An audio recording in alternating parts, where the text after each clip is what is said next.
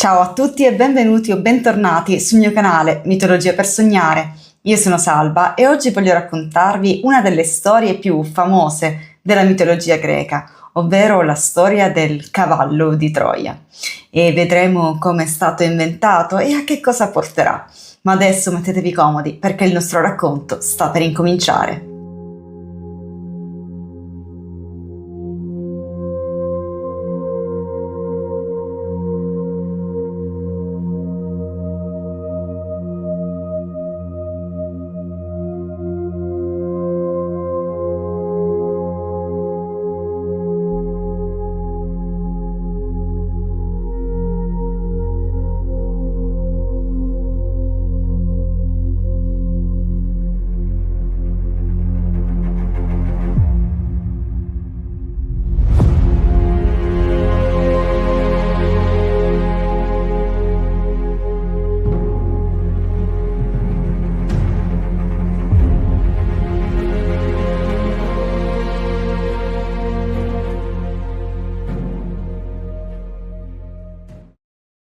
Per capire bene la storia del cavallo di Troia bisogna partire da dove Omero ci aveva lasciato con l'Iliade, ovvero l'Iliade termina con la morte di Ettore per mano di Achille e con i riti funebri fatti in suo onore dopo che Anchise aveva pregato Achille di riconsegnargli il corpo del figlio. E a quel punto, quindi dopo la fine dei riti funebri per Ettore, abbiamo un periodo in cui la guerra continua e non c'è assolutamente un vincitore tra i due eserciti e addirittura Troia risulta essere una città inespugnabile con delle porte talmente salde e forti, anche protette dagli dei, da essere appunto inespugnabili e invalicabili. E dopo una serie di scontri, dopo anche la morte di Paride, la morte di Aiace, la morte di Achille, ormai gli eserciti sono stanchi e vorrebbero solamente concludere questa lunghissima guerra che va avanti ormai da 10 anni. E a quel punto interviene Ulisse, che sarà poi il protagonista della seconda opera di Omero, che escogiterà un piano che poi porterà alla presa di Troia, e il piano è quello della costruzione del cavallo di Troia. Di questa vicenda però sappiamo pochissimo dalle opere omeriche, cioè nel senso che Omero nell'Iliade non ne parla assolutamente, ma ne parlerà un pochino nel secondo libro dell'Odissea, che è quello che riguarda appunto Ulisse, che sarà il protagonista del secondo libro, e le sue avventure che porteranno poi al suo ritorno finalmente ad Itaca, ma ne parlerà ampiamente invece un autore successivo, un autore che non c'entra nulla poi con Omero, ovvero Virgilio, un autore latino al quale viene commissionata un'opera da Augusto per celebrare la nascita della gens Iulia, e appunto lui scriverà l'Eneide, che è appunto quell'opera che fa appunto discendere la gens Iulia dalla dinastia troiana. Ma appunto lui parlerà appunto nella sua opera l'Eneide di questa vicenda importantissima. Vediamo come si svolge. Quindi a un certo punto, dopo questi lunghi 10 anni di guerra e quando gli eserciti sono ormai esausti, interviene Ulisse, che appunto capisce che l'unico modo per poter entrare dentro Troia è quello di ricorrere ad uno stratagemma, e quindi decide di inventarsi questo cavallo di legno che aveva nella pancia una sorta di botola nel quale potevano nascondersi dei soldati, e quindi chiede al più grande fabbro degli Achei, che era presente là tra gli uomini dell'esercito, di fabbricare questo enorme cavallo di legno, e per farlo verrà aiutato anche da Atena. Quindi costruisce questo grandissimo cavallo di legno e chiede a tutto l'esercito acheo di nascondersi su un'isola vicinissima a Troia, e rimangono praticamente là solamente Ulisse, Menelao, Nettolamo e Diomede, che si nasconderanno appunto nella pancia, quindi in questa botola, nella pancia del cavallo. A questo punto i troiani, che da tempo non sentivano questo silenzio sulla spiaggia, si affacciano dalle porte scee, dalle mura vedono che la spiaggia è praticamente stata liberata dall'esercito acheo, non c'è più nessuno. E un po' così anche spaesati da quello che era successo, appunto da questa spiaggia sulla quale non c'era più nessuno, decidono di uscire sulla spiaggia alcuni e verificare quello che stava succedendo, e appunto si trovano sulla spiaggia questo enorme cavallo di legno. E a questo punto il sacerdote Lacoonte e anche Cassandra, che ricordiamo essere una principessa troiana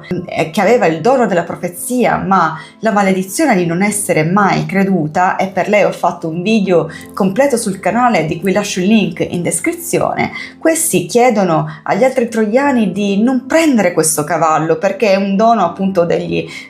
achei, e come dice il sacerdote: io non mi fido degli achei nemmeno quando lasciano doni. È una frase molto famosa e anche è stata molto spesso ripresa anche in alcuni film che riguardano questo episodio,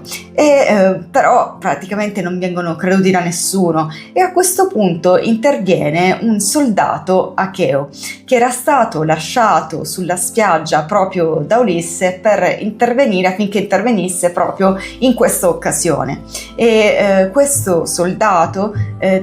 racconta di essere stato di essere scappato dall'esercito acheo perché temeva che gli achei lo avrebbero sacrificato in onore degli dei per propiziare il loro ritorno in patria. E dice anche che questo cavallo è stato costruito dagli achei in onore di Atena affinché possa vegliare su di loro nel loro ritorno in patria. E dice anche che se loro avessero portato dentro le mura di Troia questo cavallo per Atena, Atena sicuramente avrebbe protetto la città. Ma ancora una volta intervengono il sacerdote Lacoonte e Cassandra, che ancora una volta incitano il resto dei troiani a non credere a queste parole e che assolutamente dovrebbero incendiare questo cavallo perché non può che portare sventure, essendo stato costruito dagli achei.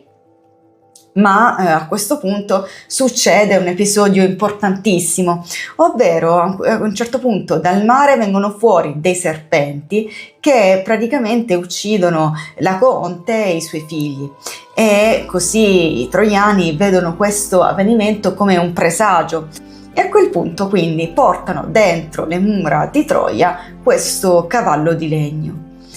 E in serata festeggiano per la fine della guerra, fanno dei banchetti, celebrano la fine di questi lunghi 10 anni di guerra e di tormenti. Ma di notte, a un certo punto, quando tutto tace, i soldati achei che erano nella botola, nel ventre del cavallo, vengono fuori dal cavallo, salgono sulle mura scee e avvisano tutti i loro compagni d'arme che erano su un'isola vicinissima a Troia di rientrare,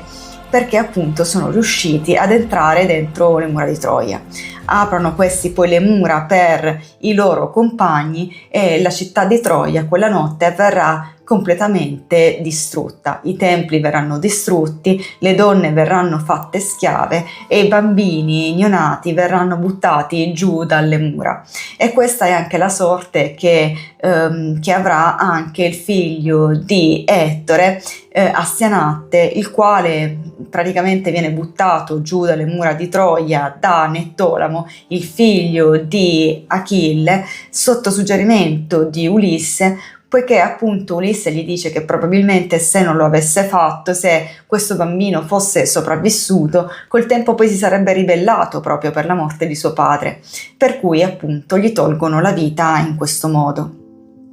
e vediamo che appunto la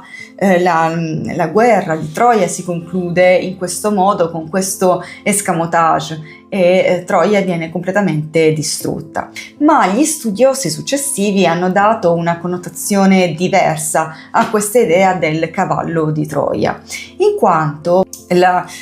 cultura greca era comunque fortemente influenzata dalla cultura fenicia, no? E c'era un'imbarcazione fenicia che aveva praticamente delle teste di cavallo e quindi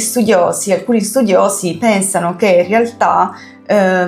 queste imbarcazioni, che venivano chiamate hippos, in realtà fossero qualcosa che era stato lasciato dagli Achei sulla spiaggia troiana, e quindi avrebbe avuto molto più senso trovare un'imbarcazione di legno sulla spiaggia nella quale appunto si sarebbero potuti nascondere molti più soldati rispetto a un cavallo, ma che appunto, secondo la tradizione, a furia di tramandare questa hippos non si sia appunto tenuta l'idea primordiale dell'imbarcazione fenicia da guerra Hippo, e che appunto si sia trasformata in un cavallo. Un'altra delle interpretazioni che è stata data dagli autori e dagli studiosi successivi è che in realtà la città di Troia non sia stata espugnata grazie a un escamotage come poteva essere appunto l'imbarcazione fenicia Hippo, oppure addirittura il cavallo di Troia, questo cavallo di legno, ma che in realtà l'espugnazione la distruzione di Troia sia avvenuta a seguito di un terremoto, perché ricordiamo che Poseidone era il dio del mare, ma anche dei terremoti e dei cavalli, e spesso veniva descritto con l'epiteto Hippos, e che quindi, a furia di tramandare, anche in questo caso